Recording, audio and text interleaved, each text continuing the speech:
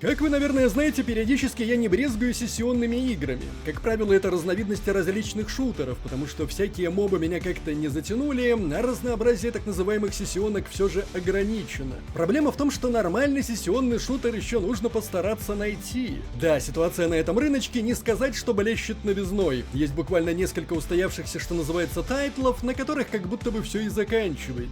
Остальное либо дикая, но местами прикольная индюшатина, либо что-то с претензией на массовость. Но претензиями, как правило, все и заканчивается. Однако есть на рынке сессионных игр тайтл, который уже много лет стабильно поставляет игрокам контент, но при этом вроде как стоит несколько особняком от остальных сессионок. И что немаловажно, проект этот в наших широтах хорошо известен, потому что именно в наших широтах он очень и очень прижился. Речь, разумеется, идет про небезызвестный Warface, и в нашем сегодняшнем ролике мы поговорим о том, стоит ли эта игра внимания в 2024 году. Не забываем подписываться на канал, меня зовут Мадлер, это портал Гохару, и мы начинаем. Итак, Warface. Игра, которая началась в далеком 2010 году и даже немножко раньше. Хотя официальный анонс проекта состоялся именно в 2010, 25 ноября, если быть более точным. Причем уже в 2011 году стало известно, что Crytek подписала соглашение с Mail.ru Group, согласно которому последняя будет издавать Warface на территории России и стран СНГ. Таким образом, 12 апреля 2012 года, раньше, чем во всем остальном мире, эта игра появилась в СНГ. С 2021 года за игру отвечала студия Alot Steam. Компания MyGames частично присоединилась к разработке уже тогда, а в марте 2021 года полностью взяла на себя дальнейшее развитие Warface.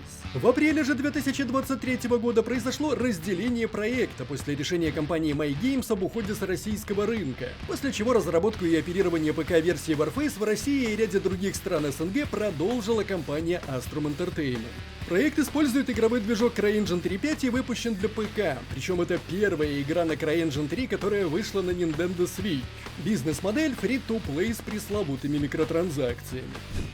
Забавно, что изначально игра разрабатывалась для азиатского рынка, но огромную популярность обрела именно в наших широтах. Дело в том, что Warface для наших широт это больше, чем просто сессионка. Warface это мем, Warface это трамплин для огромного количества контент-мейкеров, это скандалы, интриги, расследования, это по сути целый мир, в котором на протяжении вот уже более 10 лет находится внушительная масса игроков. И это, собственно, первый тейк в пользу Warface, это не какой-то ноунейм проект, который не сегодня-завтра закроется. Это достаточно актуальный и, что немаловажно, регулярно обновляющийся мультиплеерный шутер, на котором выросло целое поколение отечественных игроков, которые, к слову, играют в него по сей день. Warface же, в свою очередь, обеспечивает их должным разнообразием контента. Игра может предложить как традиционные PvP-сражения с разделением на классы персонажей, так и кооперативные миссии в рамках PvE-контента. Тут вам и рейтинговые PvP-матчи в разных режимах с многочисленными лигами, и гонки кланов, и PvE-миссии с разными уровнями сложности. Да, что-то типа рейдов. Вообще, когда информация о Warface только-только начинала появляться, она позиционировалась как ММО FPS, так что эти элементы в игре до сих пор сохранились. При этом, казалось бы, уже более 12 лет на рынке. Наверное, пропасть между новичками и условными старичками непреодолима. Что ж, безусловно, некоторое преимущество будет за старой гвардией, однако Warface очень толерантно относится к новичкам. Я бы даже сказал, излишне толерантно. Мне этот аттракцион невиданной щедрости даже чем-то напомнил БДО, если вы понимаете, о чем я. Да, вас здесь буквально заваливают подарками и только что в известные отверстия не дуют. Оружие, анимации, скины, всем этим в игре можно обзавестись вполне себе на халяву, не прибегая к животворящему донату. Хотя справедливости ради в этом плане в Warface все достаточно типично для фри-то-плей проекта. То есть фактически можно себе ни в чем не отказывать и сильно облегчить жизнь, разменяв кровно заработанные на пресловутые жопа-часы. Короче, в плане донат-шопа я бы сказал, нет ничего такого, что смогло бы удивить любителя MMORPG. А с нынешней кросс-платформой и вовсе не сравнится. Даже боевой пропуск в игре по большей части рассчитан на тех, кто только начинает свое знакомство с Warface. Следующий пункт — это Святой Графоуни и его неизменный спутник, который, правда, периодически отсутствует, Великий Оптимизоуни. Да, безусловно, игра не хватает, что называется, звезд с небес, однако для проекта, который недавно разменял второй десяток, выглядит она весьма и весьма достойно. Причем характерной особенностью Warface является то, что эту игру получится запустить практически на любом задрипанном калькуляторе. Иными словами, переживать по поводу того, что ваша ласточка не потянет проект, не приходится. Вы по-любому сможете играть в Warface без каких-то проблем вроде фризов, статоров или падения FPS. При этом, если вы являетесь счастливым обладателем топового железа, Warface тоже есть чем вас удивить. На максималочках таки вовсе не скажешь, что перед нами 12-летний шутер. Отдельного упоминания заслуживает непосредственно контент. Понятное дело, что подавляющее большинство пользователей приходят в сессионный шутер за PvP по стрелушками. Однако, как мы знаем из опыта MMORPG, немалое количество игроков предпочитает все же PvE контент. И, как я уже упомянул ранее, в Warface он тоже есть.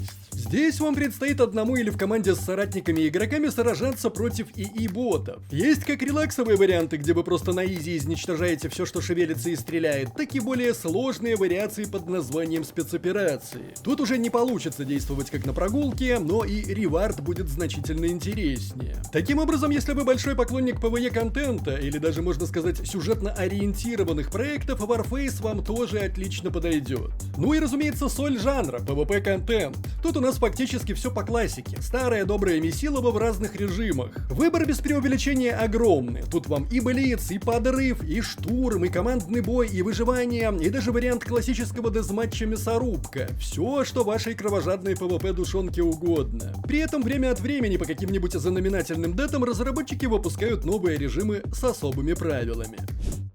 Необходимо упомянуть еще один важный момент, наверное, даже можно сказать проблему. Проблема эта, по сути, является бичом современных и не очень мультиплеерных шутеров. Да, потому что именно в них, родимых, эту проблему лучше всего заметно. Разумеется, речь идет про вездесущих читерастов, и, разумеется, не миновала чаша сия и Warface. Были времена, когда, насколько мне известно, в игре вообще с этим было все очень плохо. Однако с тех пор, как игра перешла под полный контроль российского издателя, команда проделала огромную работу по улучшению системы античита. Что я могу сказать? Я пока недостаточно наиграл, чтобы вынести финальный вердикт, но из того, что мне известно, позитивные изменения в этом плане вполне ощутимы. Что же происходит в Warface прямо сейчас? Как обычно, этот горшочек все не перестает варить. Например, только до конца сентября в игре происходит настоящий пушкопад. Направо и налево раздаются пушки высокого тира, а также до кучи внешки на все классы. Говорят, если сильно постараться, можно даже отхватить супер стильный пистолет Зигзауэр. Помимо этого, в игре наконец-то стартовал сезон «Грозовые вершины». Да, многие его ждали, и вот случилось. Сезон, насколько я понял, привнес в игру самое крупное обновление за последние годы, которое к тому же преобразует устройство основных игровых механик. Помимо прочего, вместе с рестартом сезонных активностей игрокам подвезли и нового контента. Так, в игре появилась абсолютно новая тактически продуманная карта «Купол» для замесов в режиме командный бой. Оружейные серии «Энергия» и «Напряжение» теперь доступны в боевом пропуске. Серию «Молния» можно получить за участие в PvE, а «Живую сталь» за достижение в рейтинговых матчах. Кроме того, и это немаловажно, в игру вернулись легендарные, любимые комьюнити PvE операции «Белая акула» и «Марс». Короче, я это к тому, что если есть желание пощупать отечественный мультиплеерный шутерок, или, чем черт не шутит, вернуться после долгого отсутствия, сейчас для этого самое подходящее время. 4 набора оружия и внешности, шанс получить топовый пистолет или камуфляж, а еще бустер для скоростной прокачки аккаунта. И это я только по верхам прошелся. Ссылку, как всегда, оставлю в описании и закрепленном комментарии, ежели чего, залетайте.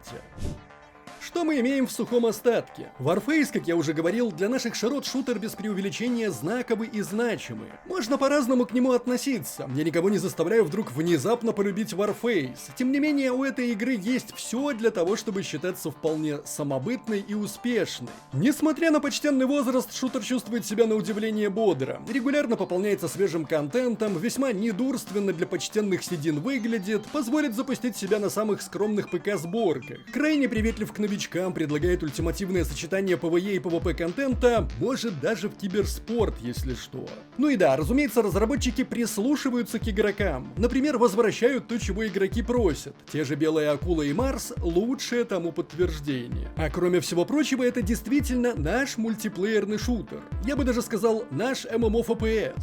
Да, который начинался с прицелом на азиатский рынок, но прижился именно в наших широтах. Более того, разрабатываемый прежде всего для наших игроков. И сегодня, как мне кажется, этот фактор для кого-то может стать решающим. Не забываем, как всегда традиционно, поставить лайк или дизлайк этому видео, поделиться им с друзьями, оставлять свои комментарии, прожать колокол, чтобы быть в курсе выхода нового контента, и подписаться на нас везде, если еще не подписаны. С вами был Мадлер, это портал Go.ru. Еще услышимся.